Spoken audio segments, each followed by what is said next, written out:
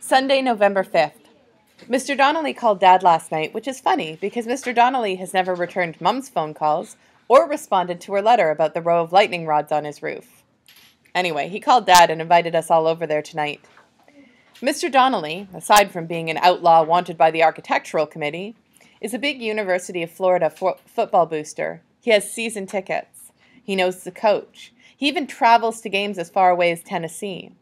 Dad has been after him ever since we moved here to come and see Eric kick. Now that Eric is starting to live up to Dad's bragging, Mr. Donnelly has taken notice. After the field goals of 40 and 45 yards in the game against Flagler, he showed up at the practice field and watched Eric make 3 50-yarders in a row. He was impressed. So we're all invited over there to meet 2 other Florida football guys from this area. Dad says, I want coaches from Florida, FSU, and Miami to start hearing about this kid from Lake Windsor High. The kid from Lake Windsor High agrees. Eric is now as famous in these parts as Antoine Thomas. There are even those who say that Eric is more important to the team. This hasn't sat well with Antoine and some of the other players.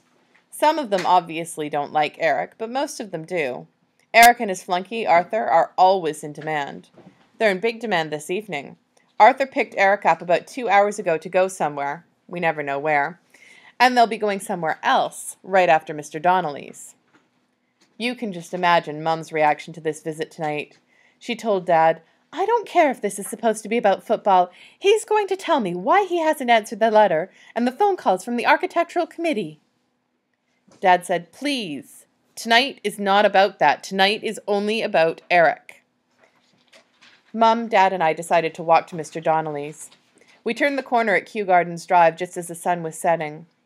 The row of lightning rods in the sky looked like some weird science experiment, like NASA's model home on Mars, complete with a for sale sign. Arthur Bauer's muddy Land Cruiser was parked out on the street in front of the house, ready for a quick getaway. I wondered if Eric and Arthur were sitting in there. I stared hard at the tinted glass, but I couldn't see anything inside. Dad must have been wondering the same thing. He started to walk up to this passenger side door, but he never got there. That was when the mosquitoes started to attack. I looked up into the setting sun. Mosquitoes completely filled the air above us, hovering there, skinny, black, and silent. They glided down onto us like tiny blood-sucking men in parachutes. We all started to slap at ourselves as we felt the first bites. I watched one land on Mum's cheek. She screamed and started to run. Dad and I hurried after her. At the front door, we brushed at each other frantically until Terry Donnelly opened it. We dove through the door, nearly capsizing a glass trophy case in the foyer. Around the corner, in the great room, a videotape of a Florida Gators football game was playing on a big screen TV. And there sat Eric, composed, casual, wearing his football hero smile. He was on a long couch with Mr. Donnelly and 2 other men, who Mr. Donnelly introduced as Larry and Frank. Eric stood up when the others did, like a gentleman would. Everything seemed to be going exactly as planned. Larry and Frank were smiling. They seemed to like Eric, to be impressed with him, to be ready to support the Eric Fisher football dream in any way they could. Mum looked around and said, So where's Arthur? Eric seemed genuinely surprised by the question. He said, Arthur? He's out in the truck, as if to say, where else would he be? But Mr. Donnelly called over to his son, Terry, go out and tell that boy to come in. Eric waved at Terry Donnelly and said, Nah, he doesn't want to come in. He smells too much like bug spray. Mum sniffed. Now that you mention it, so do you. Eric pulled his shirt up to his nose and sniffed too. Bauer always has bug spray in the truck, in case we want to go mud running.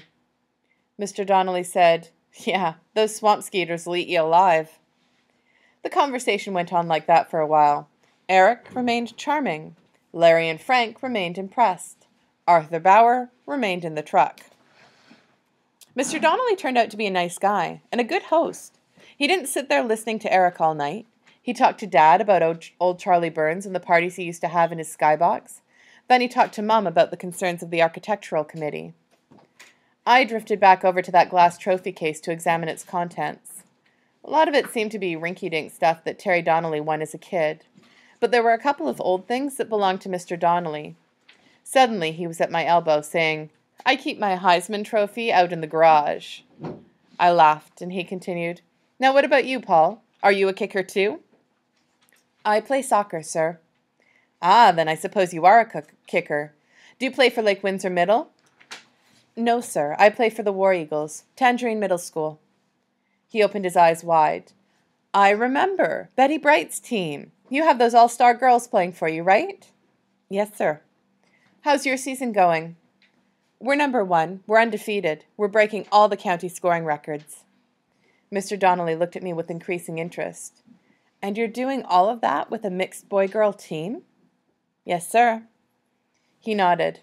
"I've known your coach for a long time. She's an extraordinary person. Does she ever talk about her track career?" "No, sir." "No? Well, let me tell you, Betty Bright is the greatest track and field athlete ever to come out of this area. She ran the 100-meter dash and the 100-meter hurdles. She threw the discus and the javelin. She did the high jump and the broad jump. She did it all, right over at Tangerine High." "Did she ever play soccer?" "No, not to my knowledge. She became famous as a hurdler. I mean, really famous. The Times started a fund to send her to the U.S. Olympic trials back in 1978. She made the team, too.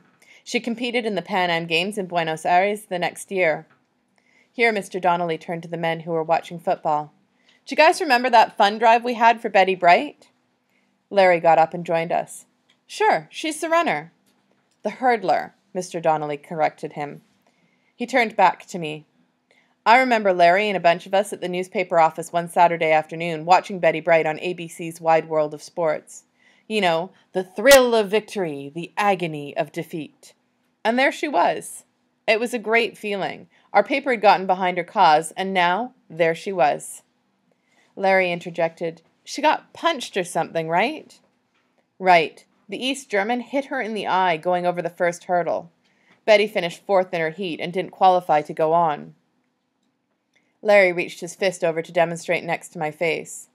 "This German punched her right here. Knocked her off her balance. You could see it on the replay." Mr. Donnelly picked up the story. "The U.S. coach protested, but nothing came of it. That was it. She was out of the competition." Larry said, "Yeah, it was a bad break. And then she ran into the boycott." "Right," Mr. Donnelly explained for my benefit. 2 years later, the U.S. boycotted the Olympic Games in Moscow, so none of our athletes got to go."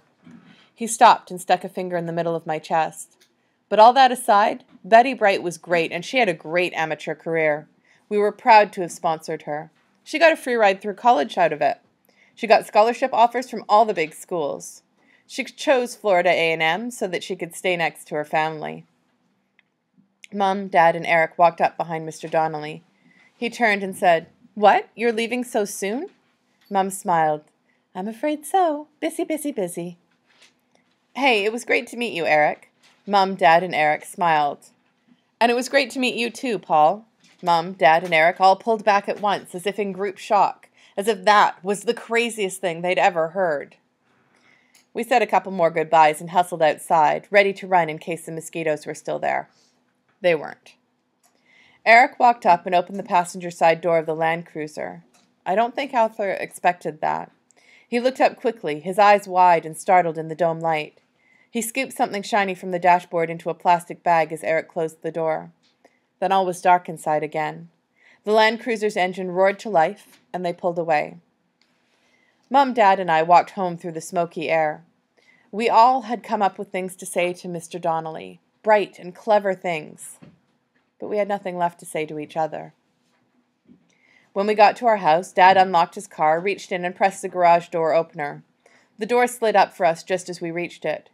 We all ducked inside quickly, but I stopped myself at the kitchen door. I had to stop, and I had to look back because something was nagging at me, troubling me. A memory? Mum called back to me, "Will you get the garage door button, please?" One of them must have turned on the message machine because I suddenly heard my grandmother's voice. She said, "Caroline, your father and I are talking about taking some vacation time down in Florida." I heard those few words spoken in Grandmom's flat voice. I heard them deep inside me. I never heard the rest of her message. I stood still in that garage, staring back out at that driveway, and I remembered standing in our garage at Huntsville, staring out at the driveway. Grandmum and Grandpop came walking up. They each carried an overnight bag in one hand. Eric suddenly appeared on the driveway, so they stopped to say hello to him. Mum was standing next to me.